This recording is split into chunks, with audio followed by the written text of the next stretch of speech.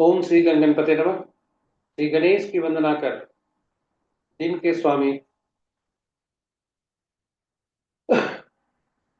शनिदेव तथा श्री राम भक्त हनुमान की आराधना कर, इष्ट देव का ध्यान कर, गुरुजनों को नमन कर अभिनंदन करते हैं आपका वरुण रेस्टोरेंट में और इसकी प्रस्तुति दैनिक पंचांग में।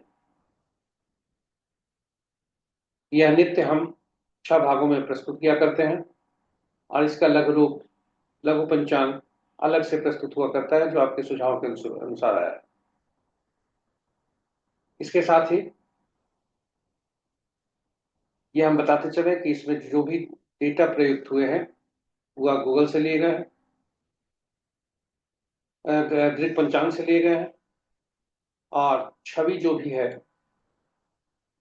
प्रयुक्त हुई है, जो भी हम छवि उपयोग में लाए हैं वह गूगल से ली गई है और आप तक हम इस प्रस्तुति को YouTube के माध्यम से पहुंचा पाने में समर्थ हो गए। यदि आप हमारे लिए नए सब्सक्राइबर हैं तो इस चैनल को सब्सक्राइब करें, नोटिफिकेशन बटन को दबा लें ताकि आपकी हमारी हर पोस्ट की सूचना आपको मिल सके। इन्हीं शब्दों के साथ हम आगे चलते हैं अपने पहले भाग में। दैनिक पंचांग का पहला भाग।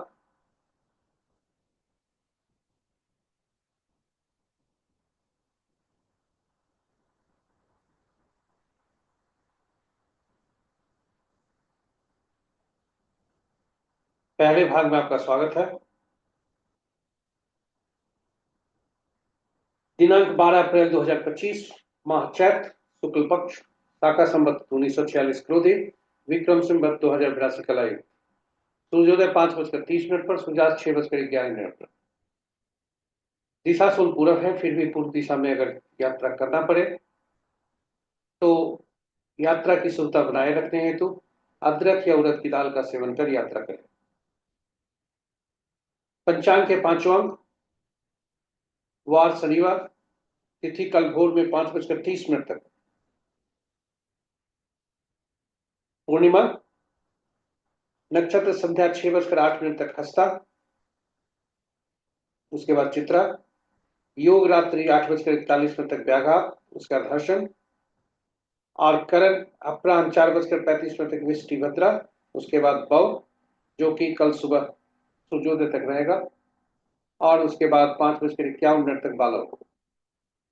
यहाँ यह हम बताते चले कि पूर्णिमा कल प्रातः सूर्योदय तक है, उसके पश्चात भी कुछ देर के लिए पूर्णिमा है,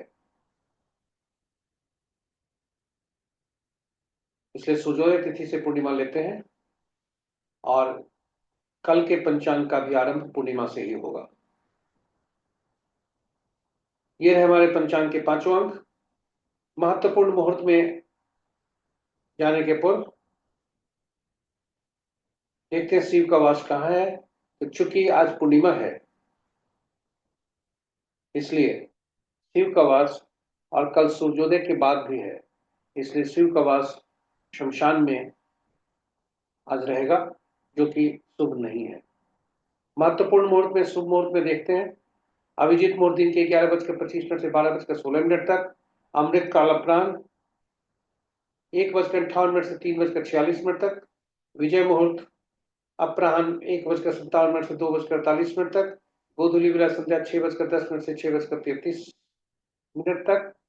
और निशिता मुहूर्त देर रात्रि 11:27 से मध्य रात्रि 0:12 तक।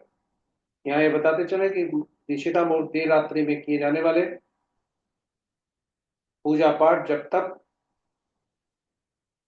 तंत्र मंत्र साधना आदि के लिए यह मध्य रात्रि में किए जाने वाले शुभ मुहूर्त होते हैं।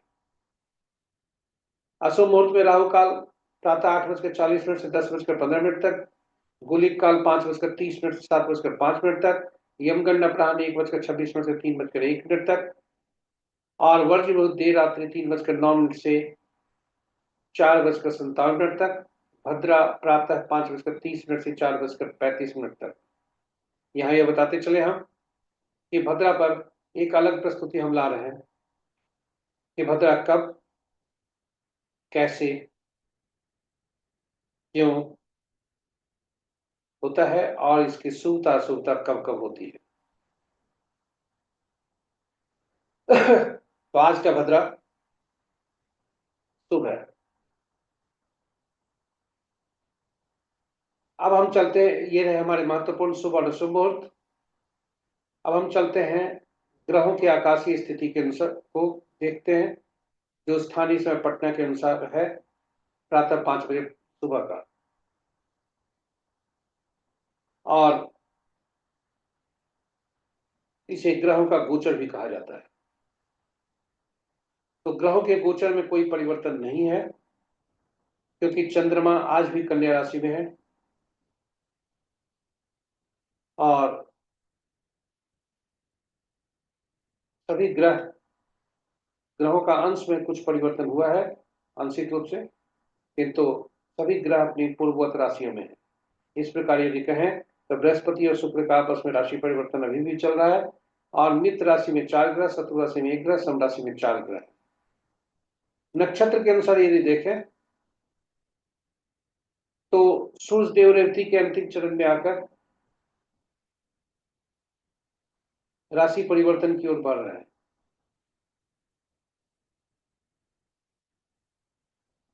और चंद्रमा अपने स्वयं के नक्षत्र में आ गए हैं।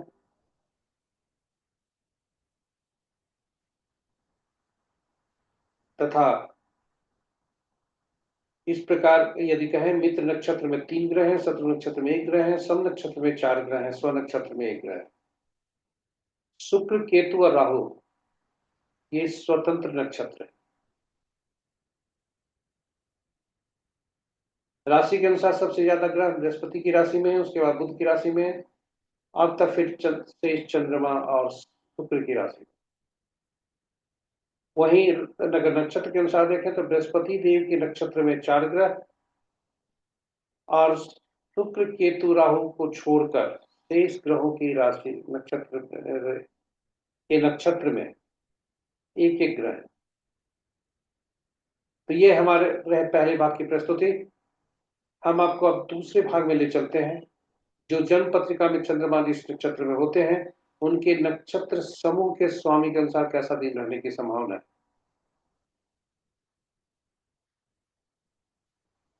स्वागत है आपका अपने दूसरे भाग में। और जो कि जन्म पत्रिका में चंद्रमा जिस नक्षत्र में है उनके नक्षत्र समूह के अनुसार कैसा दिन रहने की संभावना है। इसे ताराबल भी कहते हैं या नवतारा चक्र भी कहते हैं। चूंकि इसकी उपयोगिता केवल पंचांग से नहीं है आज का दिन से, बल्कि दैनिक जीवन में और कार्यों से संबंध है, इसलिए हमने नवतारा चक्र पर अलग प्रस्तुति पोस्ट किया है। आपसे आग्रह है आप इसे देख सकते हैं,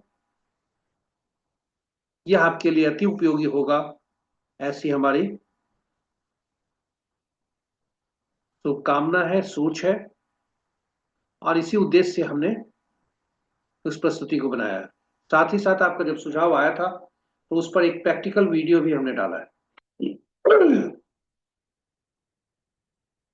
तो संक्षिप्त में परिचय हम बता दें कि कुल 27 नक्षत्र हुआ करते हैं, परंतु ग्रह 9 ही होते हैं। चूंकि ग्रहों के मन नक्षत्र ही हुआ करते हैं और ग्रह नक्षत्र के अनुसार ही फल देते हैं, इसलिए सभी नक्षत्रों को का स्वामित्व ग्रह को देने के लिए सभी 27 नक्षत्रों को 9 नक्षत्र के श्रेणी क्रम में रखकर 3 श्रेणी बने और ग्रहों को भी महादशा के क्रमानुसार रखा गया। और इस प्रकार क्रमानुसार पहला ग्रह जो हुए, पहला नक्षत्र हर श्रेणी में से, हर ग्रुप में से, यानी पहला, 10वां और 19वां, उनका स्वामित्व पहले ग्रह को दिया गया जो केतु बनते हैं। और क्रमानुसार महादशा के अनुसार ग्रह जो होते हैं केतु, शुक्र, सूर्य, चंद्र, मंगल, राहु, बृहस्पति, शनि और बुध होते हैं। इस पर हमने बृहद पोस्ट में जो अपनी नवतारा चक्र पर पोस्ट किया है उसमें बृहद चर्चा की है। अब यहाँ पर एक चीज और बताते हैं कि ग्रहों का जो जन्म पत्रिका में चंद्रमा जिस नक्षत्र में होते हैं उनके नक्षत्र स्वामी या समूह के स्वामी अब बोल दें तो वहां से गिनती आरंभ होती है। और वो जो ग्रह होते हैं जहां से गिनती आरंभ होती है वो पहला ग्रह होता है, और वहीं से गिनती आरंभ कर हम दूसरे ग्रह में जाते हैं। तो पहला जो ग्रह होता है जिसमें जो जनपत्रिका का चंद्रमा जिस नक्षत्र में होते हैं उनके नक्षत्र समूह के स्वामी जो बने वे मिश्रित फल देते हैं। और पहला ग्रह से तीसरा, पांचवा, सातवां अशुभकारी होते हैं, सातवां ज्यादा अशुभकारी होते हैं, और दूसरा, चौथा, छठा, आठवां और नौवां ये शुभकारी होते हैं, आठवां नौवां ज्यादा शुभकारी होते हैं। तो ये सब की चर्चा हमने आपको उस वीडियो में डाला है। साथ ही साथ इसका आकलन उपयोगिता किन किन जगहों पर होनी है उसका भी संक्षेप में हमने डाला है। यह बहुत ही उपयोगी पोस्ट और अद्भुत विधि है नक्षत्र के अनुसार कैसा हम आकलन करने का। तो अब चलते हैं अपनी प्रस्तुति में। आज का दिन संध्या 6:08 तक हस्ता नक्षत्र है और उसके बाद चित्रा नक्षत्र है। हस्ता नक्षत्र का स्वामी चंद्रदेव बनते हैं क्योंकि रोहिणी, हस्ता और श्रवणा इन समूह के ये नक्षत्र हैं। क्रमशः चौथा, 13वां और 22वां इसके स्वामी चंद्रमा बनते हैं। तो चंद्रमा से गिनती आरंभ होती है तो चंद्रमा मिश्रित फल देते हैं, और चंद्रमा से तीसरा, पांचवा और सातवां ग्रह जो बनते हैं वो राहु, शनि और केतु बनते हैं जो अशुभ फल देते हैं आज के दिन। वहीं दूसरा, चौथा, छठा, आठवां, नौवां मंगल, बृहस्पति, बुध, शुक्र और सूर्य ग्रह बनते हैं जो कि शुभ फल देने के लिए संकल्प है। वहीं रात्रि संध्या 6:08 के पश्चात जब चंद्रमा चित्रा नक्षत्र में जाते हैं जिनके स्वामी मंगल देव बनते हैं, मृगशिरा, चित्रा और धनिष्ठा के स्वामी मंगल देव बनते हैं, जो क्रमानुसार यदि कहें पांचवा नक्षत्र, 14वां और 23वां नक्षत्र हुआ करता है उसके स्वामी मंगल देव बनते हैं।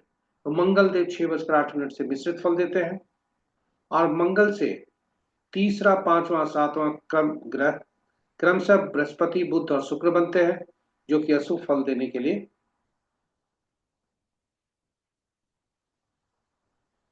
अशुभ फल देने की संभावना जो रखते हैं। वहीं सातवां नक्षत्र जो हुआ, सातवां जो ग्रह बने शुक्र बनते हैं। वहीं अब शुभता के लिए अगर देखें तो दूसरा, चौथा, छठा, आठवां और नौवां ग्रह क्रमशः राहु, शनि, केतु, सूर्य और चंद्र बनते हैं। तो इस प्रकार सूर्य और चंद्रमा आठवां और नौवां ग्रह बनते हैं। इस प्रकार नक्षत्र के अनुसार कैसा दिन रहने की संभावना है यह हमने बताया। यानी मंगल, बृहस्पति, बुध, शुक्र और सूर्य के नक्षत्र में जन्मे जातक के लिए दिन सुबह 6:08 पर, उसके पश्चात राहु, शनि, केतु, सूर्य और चंद्रमा के नक्षत्र में जन्मे व्यक्ति के लिए भी शुभ है। तो अब चलते हैं हम अपनी तीसरी प्रस्तुति में। ग्रहों का राशि, चंद्रमा का राशि पर जिस राशि में है गोचर कर रहे हैं उसके अनुसार कैसा दिन रहने की संभावना है। तो चंद्रमा का आज भी राशि परिवर्तन नहीं है, इसलिए परिणाम कल की जैसा ही होगा। मेष, कर्क, कन्या, वृश्चिक, धनु और मीन राशि के लिए दिन उत्तम रहने की संभावना है। शेष राशि वालों के लिए थोड़ा सावधान रहने की आवश्यकता है। ये रहे हमारी तीसरी प्रस्तुति। चौथी प्रस्तुति में हम चलते हैं। यह उदय लग्न मीन राशि, उदय लग्न के अनुसार है कि सूर्योदय किस समय हो रहा है, वो लगन कौन सा है। तो मीन लगन में कभी भी चल रहे हैं सूर्यदेव, इसलिए मीन लगन के अनुसार उदय लग्न हुए। और लगन तीन प्रकार के बनते हैं, तो राशियां तीन प्रकार की होती हैं। एक स्थिर होती है, जो अस्थिर होती है, चर होता है, जो क्रमशः पहला, चौथा, सातवां, 10वां राशि होती हुआ करती है। ये चर हुआ करती है और ये घूम घूम कर काम करने में उन्हें शुभ लगता है। तो जो शुभ ऐसे कार्यों से संबंध है उसका मुहूर्त हमने वर्णित किया है। और यदि उसमें भी अग्नि, जल, वायु और पृथ्वी किस संबंध से कार्य है तत्व से, उसके लिए अलग अलग मुहूर्त डाला है। उसी तरह यदि बैठकर काम करने है जो स्थिर है, या कोई किसी कार्य का परिणाम स्थिर होना है, ऐसे नौकरी, नया नौकरी ज्वाइन करना, इंटरव्यू आदि, तो उसके लिए जो कि स्थिर राशि में उसको दिया जाता है, और वह उसका अलग अलग तत्वों के अनुसार भी अलग अलग हमने मुहूर्त का संकलन किया है, जो आपको एक जगह पर हम दे रहे हैं।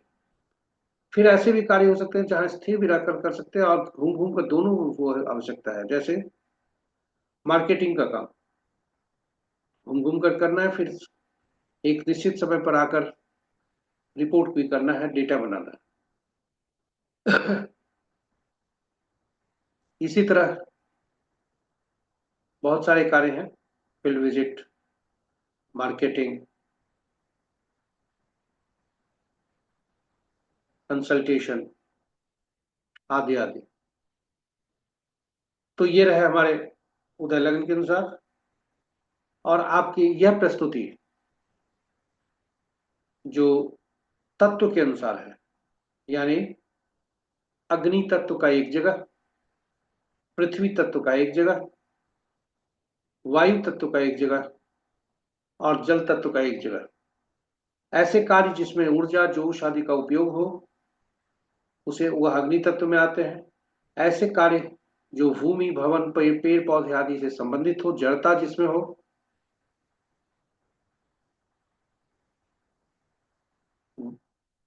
पृथ्वी से जैसा संबंध हो, स्थिरता हो, वैसे कार्यों से के का की अलग अवधि है, मुहूर्त है। और जो संचार जिसमें माध्यम हो, जिसमें सोचने की बात हो, ये सभी प्लानिंग आदि का मुहूर्त अलग है। और जिसमें भावना जुड़े हो, मानवता, दया, ममत्व आदि का उपयोग हो, वह जल तत्व में आते हैं। तो उनका मुहूर्त हमने अलग यहाँ वर्णित किया है। आशा करते हैं कि यह आपके लिए उपयोगी होगा। डेटा संकलन वरुण एस्ट्रो द्वारा किया गया है और आप तक हम YouTube के माध्यम से पहुंचा पाने में समर्थ हो रहे हैं। अब हम आपको ले चलते हैं दैनिक पंचांग के 5वें भाग में। यह एक मुहूर्त है जिसे चौघड़िया ज्योतिष भी बोला जाता है, चौघड़िया मुहूर्त भी बोला जाता है। अगर हम सभी मुहूर्तों को नहीं देख पाए तो कम से कम इस मुहूर्त को जरूर देखना चाहिए। यह सूक्ष्म मुहूर्त है और विभिन्न कार्यों से संबंधित विशेष मुहूर्त है। चौघड़िया की उपयोगिता के लिए हम चौघड़िया की उपयोगिता के लिए हम अलग वीडियो डाले हैं। चौघड़िया की उपयोगिता, यूटिलिटी ऑफ चौघड़िया, हिंदी और अंग्रेजी में अलग अलग। उसमें विस्तार से चौघड़िया के बारे में विवरण है और इसकी उपयोगिता तथा चौघड़िया बनता कैसे है आदि आदि पर हमने पोस्ट किया है। यहाँ बताते चले कि कुल दिन में 8 प्रहर होते हैं, रात्रि में भी 8 प्रहर होते हैं, 16 प्रहर होते हैं। और इन 16 प्रहरों के लिए अलग अलग चौघड़िया निर्धारित है, यानी 8 चौघड़िया दिन के, 8 चौघड़िया रात्रि के। किंतु वास्तविक में कुल चौघड़िया 7 ही हुआ करते हैं, क्योंकि साप्ताहिक दिनों से संबंध है इनका। तो 7 साप्ताहिक दिन, 7 चौघड़िया, 7 ग्रह और 7 विशिष्ट कार्य। तो इन सभी का विशेष खास चौघड़िया से उनका रिश्ता होता है। और जो आरंभ आदि चौघड़िया जो होता है सूर्योदय के समय का आरंभ चौघड़िया, वही अंत चौघड़िया भी हुआ करता है सूर्योदय का। चंद्रोदय के समय या कहें रात्रि आरंभ के समय जो चौघड़िया हुआ करता है, वह रात्रि समाप्ति के समय भी वही चौघड़िया हुआ करता है। तो यहाँ पर बताते चले कि चूंकि साप्ताहिक हर चौघड़िया 7 दिनों का साप्ताहिक दिनों से संबंध है, और साप्ताहिक दिनों का संबंध 7 ग्रहों से है, और वे 7 ग्रह विशेष कार्य करने के लिए अधिकृत है। इसलिए विशेष चौघड़िया विशेष ग्रह से संबंध रखते हैं, विशेष दिन से रखते हैं और विशेष कार्य से रखते हैं। आज का चूंकि शनिवार है, इसलिए शनि का चौघड़िया काल होता है जो दैनिक वृत्ति से संबंध रखता है, वहां से दिन आरंभ हो रहे हैं, इसलिए इसे काल चौघड़िया बोला जाता है। सामान्यतः शनिदेव क्रूर ग्रह होते हैं, इसलिए हानि की बात हो रही है, लेकिन यह दैनिक वृत्ति के लिए बहुत शुभ हुआ करते हैं। तो 5:30 पर से 7:05 तक उनका चौघड़िया है।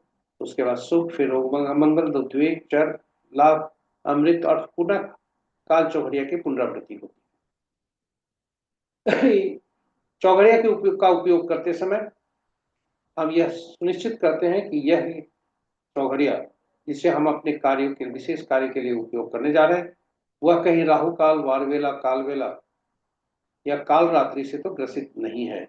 यदि ऐसा है तो हमें उसका त्याग करना चाहिए, उपयोग नहीं करना चाहिए, नहीं तो शुभता कम, अशुभता ज्यादा होने की संभावना रहती है। तो ये रहे हमारे पंचांग के, दैनिक पंचांग के 5 विभाग की प्रस्तुति। हम आपको छठे भाग में ले चलते हैं।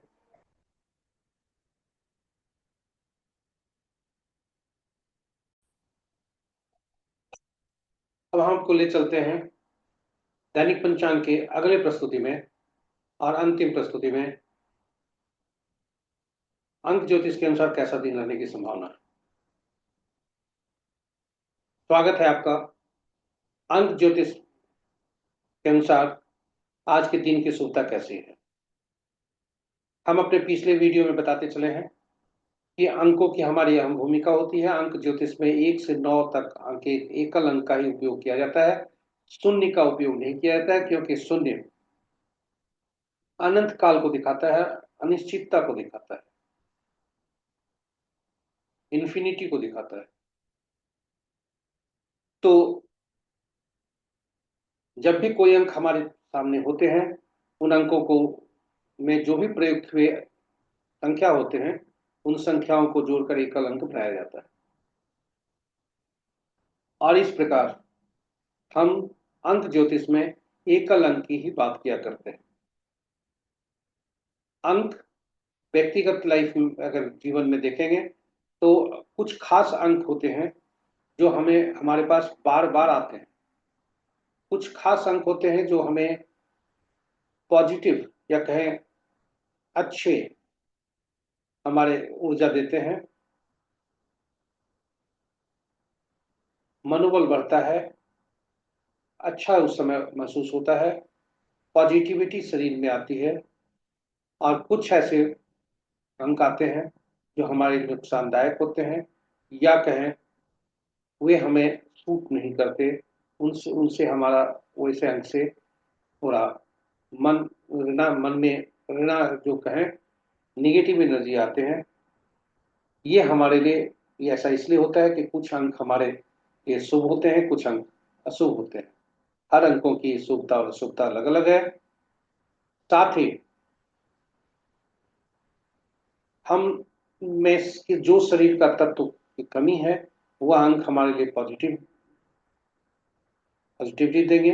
जो अंक जो तत्व हमारे शरीर में दिखता है, वह फिर हमें निगेटिविटी देते हैं, वह अंक हमें सूट नहीं करता है। तो इसका विस्तार से अंक ज्योतिष में अलग से चर्चा होगी। फिलहाल आज के दिन की शुभता पर हम विचार करते हैं। तो आज की तिथि 12/4/2025 है। दिन का तो अगर योग करते हैं तो 12 का योग 3 होता है, और 12 दिन, माह और वर्ष का योग करने पर यह 7 बनता है। 3 7 का आज का कॉम्बिनेशन है। तो आज का दिन कैसा होगा, हम जो सभी अंकों को जोड़कर देखे गए और मूलांक से संबंध जोड़कर उसको देखते हैं। तो विभिन्न मूलांक का एक साथ के साथ कैसा संबंध है। तो जिस जातक का जन्म 1/10/1928 तारीख को हुआ है, किसी भी माह का एक मूलांक होता है। सूर्यदेव उनके स्वामी बनते हैं। दिन उत्तम होने की संभावना है, सामान्य होने की संभावना है। 2.5 स्टार मिल रहे हैं। 70 से 80% सफलता का दर होने की संभावना है। जिस जातक का जन्म 2/11/2029 तारीख को हुआ होता है, किसी भी माह का 2 मूलांक होता है। चंद्रदेव स्वामी बनते हैं। दिन सामान्य होने की संभावना है। 2 स्टार मिल रहे हैं। 30% सफलता का दर होने की संभावना है। 3 मूलांक वाले, इनका जन्म किसी भी माह का 3/21/30 को हुआ होता है। जो बृहस्पति देव इनके स्वामी बनते हैं, दिन उतना अच्छा नहीं होने की संभावना है। फिर भी यदि शिक्षा से जुड़े हैं तो 3 से 4 स्टार मिल सकते हैं और 80 से 100% सफलता का दर भी हो सकता है। 4 मूलांक वाले, इनका जन्म किसी भी माह का 4, 13, 22, 31 तारीख को हुआ करता है। राहु देव इनके स्वामी बनते हैं, दिन उत्तम होने की संभावना है। 4 स्टार मिल रहे हैं और सफलता का दर 90 से 100% सफलता का दर होने की संभावना। 5 मूलांक वाले, मध्य का अंक होता है 5, बैलेंस का अंक होता है। बुध देव जो अंकों का अंक ज्योतिष में जिसे राजकुमार बोला जाता है, इनका जन्म तिथि किसी भी माह का 5, 14, 23 तारीख को हुआ है। और बुध देव इनके स्वामी बनते हैं। दिन मूलांक होता है। दिन सामान्य होने की संभावना है। 3 स्टार मिल रहे हैं, 80 से 90% सफलता का दर होने की संभावना है। 6 मूलांक वाले, इनका जन्म तिथि किसी माह का 6, 15, 24 को हुआ होता है। शुक्रदेव इनके स्वामी बनते हैं। 3.5 स्टार मिल रहे हैं और 80 से 90% सफलता का दर होने की संभावना है। 8 मूलांक वाले, 8, 17, 26 तारीख को जन्म हुआ होता है इनका। शनिदेव इनके स्वामी बनते हैं। दिन उत्तम होने की संभावना है। 2.5 स्टार मिल रहे हैं और 70% सफलता का दर होने की संभावना है। 9 मूलांक वाले, अंक ज्योतिष का अंतिम अंक 9, 18, 27 तारीख को जन्म हुआ था किसी का जातक का। बुध देव मंगल देव इनके स्वामी बनते हैं। दिन उतना उत्तम होने की संभावना नहीं है। इन्हीं शब्दों के साथ 2 स्टार मिल रहे हैं और 30% सफलता का दर होने की संभावना है। इन्हीं शब्दों के साथ हमारी प्रस्तुति यहाँ पर समाप्त होती है। यदि आप हमारे नए सब्सक्राइबर हैं तो आप YouTube के चैनल को सब्सक्राइब करें, नोटिफिकेशन बटन को दबा दें तथा इसे साझा करें अपने मित्रों, परिजनों और व्यक्तियों के बीच, ताकि वे भी इसका लाभ उठा सकें। कुछ अंश ही सही, किंतु शेयर जरूर करें, ज्ञान बांटने में घटती नहीं है। और अंत में आपका सुझाव अपेक्षित है, जिसके अनुसार हम अपनी त्रुटियों का निराकरण कर अपने प्रस्तुति में नयापन लाते हैं और इसकी उपयोगिता और बढ़ाने के लिए कुछ नयापन इसमें जोड़ा करते हैं। इन्हीं शब्दों के साथ हम आज आपसे विदा लेते हैं। कल फिर मिलेंगे इन शब्दों के साथ। आपसे आग्रह है, कृपया हमसे हमारे साथ बराबर मिला करें, बने रहें हमारे साथ। कल फिर इसी समय नए पंचांग लेकर हम उपस्थित होंगे। इन्हीं शब्दों के साथ हम अभी विदा ले रहे हैं। आज का दिन शुभ हो। शनिदेव, दिन के स्वामी शनिदेव तथा श्री राम भक्त हनुमान की कृपा पर बरसते रहे। जय शनिदेव, जय श्री राम, जय हनुमान।